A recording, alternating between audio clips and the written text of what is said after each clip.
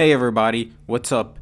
Jubitaz back with a special video for y'all, where today we're going to revisit the Bleach series and a topic that I've covered several times within the Naruto verse and about the Hidden Leaf in particular are morality videos that question the integrity of the Hidden Village system and how it was this inherently flawed system that led to the creation of many of the antagonists, most of whom serve as anti-heroes essentially. And I figured that this same concept could be tackled within the Bleach verse.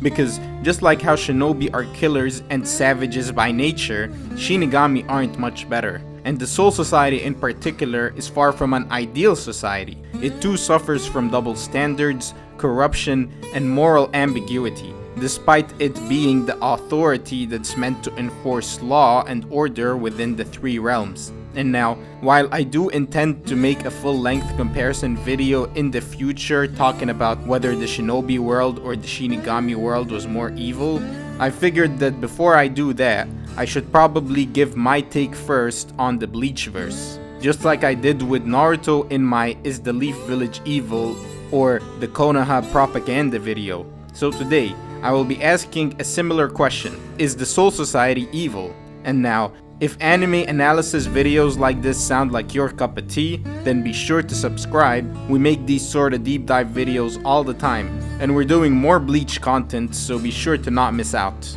And now, getting back to the topic at hand, you'll notice that Naruto, Bleach, and most battle shonen in general usually have dark or malicious verses, which makes for more compelling storytelling in how these anime mirror the dark side of the real world. Just like the corruption of the Marines in One Piece, which inspired a generation in real life to take to the streets with the Straw Hats flag, showing how anime can transcend fiction. Now, as for the world of the Shinigami, concepts like life and death are a lot more trivial. It's the Soul Reaper's duty to guide souls into the Soul Society and prevent them from turning into hollows. And then when a Soul Reaper dies, their body's reishi becomes a part of the Soul Society itself, while their soul reincarnates into a human in the world of the living, with no memories of their past life. So this is all to say that the concern for human life or for the existential nature of souls is almost entirely absent, and the Soul Society tends to be apathetic about the value of life due to the reincarnation cycle. The 13 captains of the court guards can usually get away with their barbaric actions so long as they serve the interests of the Cerete, and these brutal and bloodthirsty habits are what founded the 13 court guards in the first place. It was stated that the first 13 court guard captains that were recruited by Yamamoto comprised of nothing less than a brutal mob of the most dangerous killers in the Cerete, who operated without any moral or ethical boundaries, treated their own subordinates as expendable, and did not care about the collateral damage so long as they enforced order within the Soul Society. And it was their barbarity that gave them such a fearsome reputation. Captain Yamamoto saw his past self, the one that founded the 13 Gotei, as a monster or a demon, and he stated that if he ever reverted to that state again, then it would mark his last day in the Soul Society. So even the head captain considered his younger self to be too depraved, and he attempted to reform the Soul Society and the court guards to mellow out their methods in the relatively more peaceful eras to come. However, that doesn't mean that he succeeded in wiping out all of the depravity of the Soul Society. The truth is that the violence was baked into its foundations. And while there are some more tame and understanding captains down the line like Captain Ukitake or Captain Kyoraku, there were still more depraved ones like Captain Zaraki or Captain Kurotsuchi, or captains with unchecked pasts like Unohana, who was considered to be the most diabolical criminal to ever exist in the Soul Society at a certain point in her past. And while she eventually did become more tame, she did lay the foundations for the 11th Division of the Court Guards, which was known as the most bloodthirsty and battle-hungry group of the 13 Court Guards. They were all ruthless killing machines that lived for combat and respected strength above all else. They didn't even hesitate to kill their fellow court guard comrades, and they gave Ichigo a reality check into the cold nature of the Soul Society, when him and Ganju took the member of Squad 4, Hanataru, as a hostage to try to negotiate their way out of a confrontation against Squad 11. However, the Squad 11 members laughed at this notion that they'd care about a member of the 4th Division, and they instead encouraged Ichigo to go ahead and kill Hanataru, displaying a killer intent towards their own comrade just because he was on their least favorite division. They all inherited the battle-obsessed will of Captain Zaraki, someone that violence was second-hand nature too. Ever since he was a child, Zaraki was slaughtering several warriors in the edges of the Rukon district in search for someone to satisfy his appetite for battle. And he became a captain after he killed the last captain of Squad 11. However, despite all of this, Kenpachi was still far from the most depraved captain of the 13 court guards captains.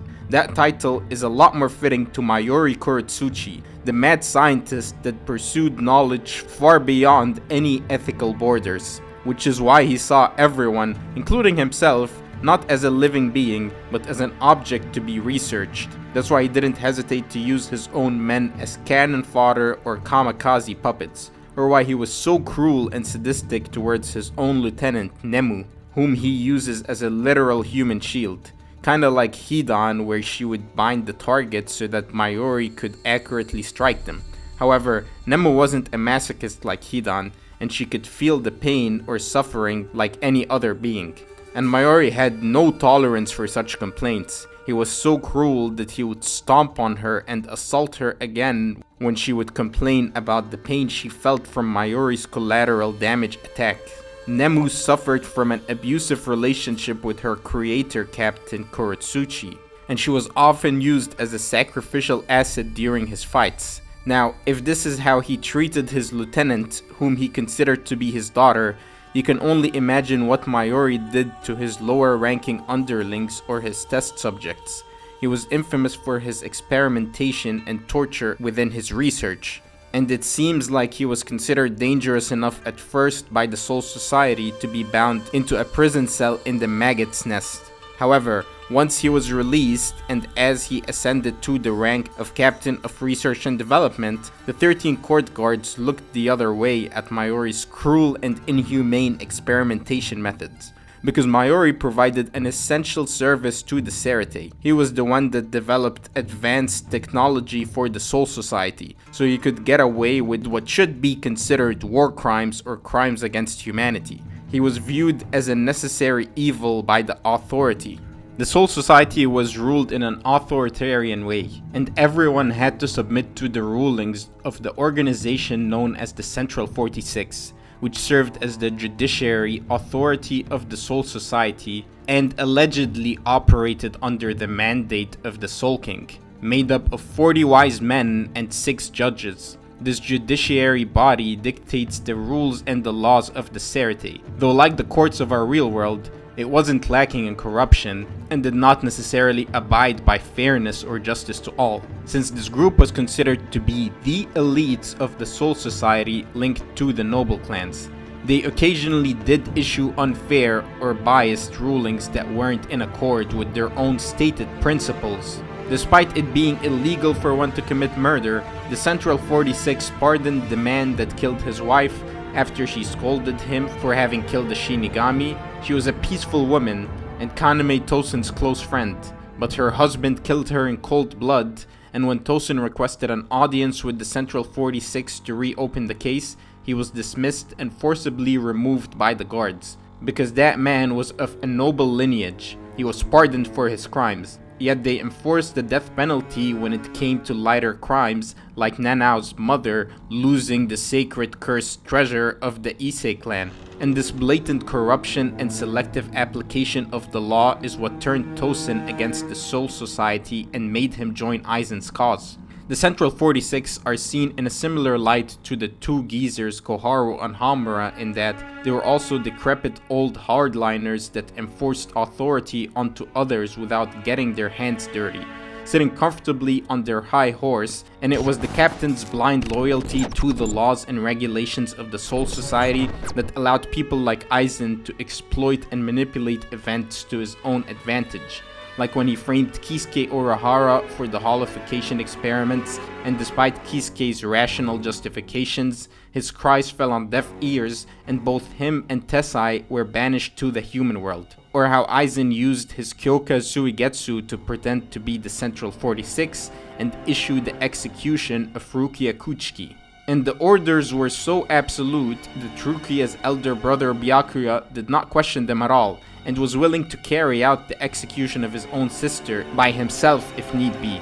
The other captains are also quick to judgment in branding anyone that doesn't follow the rules to a T as a traitor and attempting to kill them, like when Soifon was about to kill the third seeds of Squad 13 just because of their captain's opposition to Rukia's execution. So even in their more relatively peaceful eras, the Soul Society and the 13 Court Guards were a strict authoritarian regime where the rules were selectively enforced, violence was the norm, and there was little to no tolerance of those that questioned the higher authority. And in general, the main governmental bodies in both Naruto and Bleach seem to be similar in that they weren't necessarily evil by design, but they resulted in brutal regimes that produced cold-blooded killers, where emotions and compassion were seen as a hindrance to one's duties, and where the systems favored the elites and didn't uphold the same sense of justice for everyone.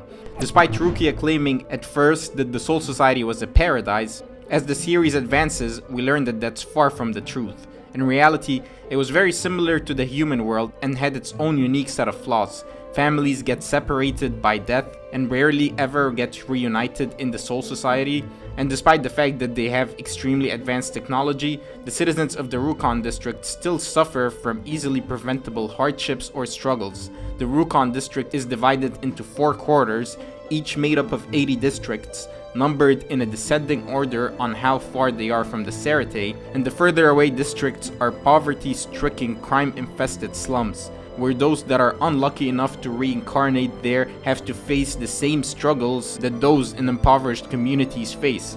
Despite the both of them reincarnating in the same place, the conditions of the 78th district were so tough that Hisana was forced to abandon her younger sister, Rukia, because she couldn't survive while caring for an infant, and that left Rukia as a lone child in one of the most violent areas in the Rukon district.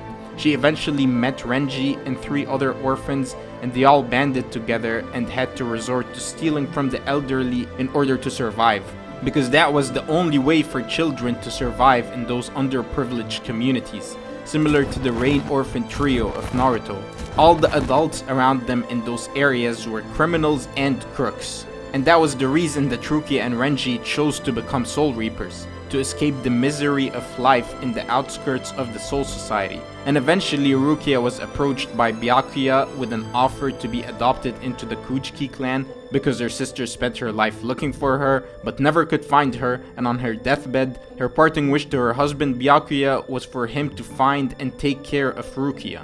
And even then he was considering executing her. But after the ages of struggle, Rukia was finally accepted into a noble clan. But Renji, for example, was still alone, and he was one of the lucky ones for having made it out of the 78th district. So for such an advanced society to be so careless and allow such underprivileged, rundown districts to develop, it's not necessarily evil by intent, but it doesn't reflect well on the Soul Society, especially if it's supposed to be the heaven for these spiritual beings. That's why individuals like Aizen and Yuha opposed this system entirely and tried to reinvent it, because they saw the flaws and the corrupt nature of the Soul Society. And that's not to say that they were righteous heroes, they were both severely flawed beings that caused mass-scale casualties, but the Soul Society in itself had some of those same flaws as well. And one could even say that the flaws or corruption of the Soul Society was a part of its foundation. And I'm not even talking about the Serite and the first 13 Gotei being bloodthirsty criminals, but I'm talking even further back to the Soul King, the Royal Palace, and Squad Zero. At first we thought that the Soul King ruled over the world, but as we eventually find out, the Soul King was merely just a figurehead, a body that has been sealed away by Shinigami for eons, as a prop that is used to hold the cosmic balance between the 3 worlds. Basically a life sacrifice being propped up by his guards, also known as Squad Zero, to maintain this vision of 3 separate flawed worlds that was far from perfect for all spiritual beings, humans, hollows, and Shinigami.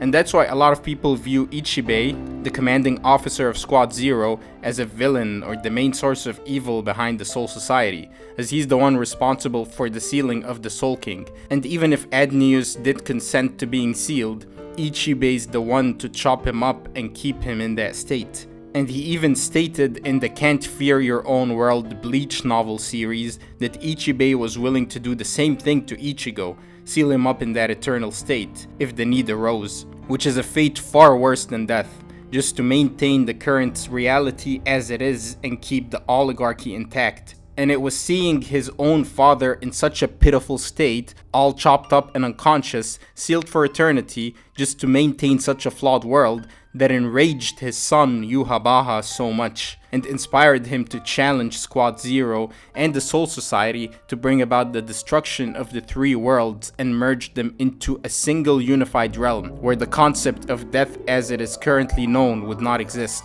Of course, achieving such a goal wouldn't be an easy task, and Yhwach would have to sacrifice countless Soul Reapers and Quincy's as well, just to achieve such a goal. Yhwach did kill several of his own men and his own race, so by no means am I saying that he was good. But when you have your father sealed away in such an unsightly, mutilated form, and you have this authority figure speaking on his behalf, insisting that it was his decision to split the world into these three realms and introducing death, which had caused fear for so many, only to maintain an imperfect system, and then to have all of your men slaughtered and you sealed away when you tried to rebel, you could understand what drove Yhwach to that stage. But now, circling back to the main question of today's topic, is the Soul Society evil? Well, I would say that it wasn't in its foundation to be evil, but like most real systems, it is greatly flawed and far from perfect. Whether it's the biased authority of the Central 46 that clearly favored the elites, which is why even Aizen laments on the hypocrisy of them casting judgment onto him given their record, or the ill-maintained outer areas of the Rukon district, where if you're unfortunate enough to reincarnate there, then you're stuck with a life of vulnerability and oppression, or even how depraved captains like Mayuri are allowed to run free and casually toy with life and commit all sorts of heinous experiments so long as they benefit the Serite. However, the second someone like Kisuke is accused of holification experiments, he's immediately booted out of the Soul Society. I guess those are some reasons as to why the Soul Society could be considered evil, but this is a philosophical question, so the true answer is subjective. And anyways, I hope you've enjoyed today's analysis of the Soul Society. Now don't you worry, I'll be coming back with some Naruto videos soon enough. And if you're interested in this Naruto vs Bleach morality comparison video, then please do let me know in the comments. And other than that, I'll see you guys soon. Peace out.